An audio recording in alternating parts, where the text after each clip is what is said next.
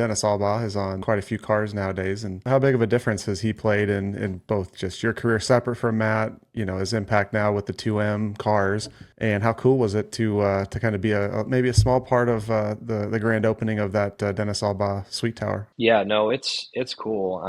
And the deal with Dennis has always kind of come about at the right time. I feel like I was driving Matt Allen's car when he first got involved. I don't know how I got hooked up with them. They, just had reached out to me, and I didn't even know if it was a real deal at first. And the next thing I know, I'm sitting down at Dennis's office talking to him, and we put together a deal to finish the year out. And then that carried on over into trying the 410 deal out the following year, which then, turned into me trying to start a team up. And, we were and then we had a year off my first year with Matt, and then it's kind of come full circle again, Dennis jumping on board and helping, Matt Morrow and myself and JJ. And then, the Sweet Tower thing, that was cool. Matt called me, I think Thursday night, and he said, "Hey, can you come down and Dennis wants to do a picture." I'm like, "Yeah, that's fine. When are you thinking? 4 or 5 o'clock, I got to work." And he's like, "Well, can you be here at 2?" I'm like, "Yeah."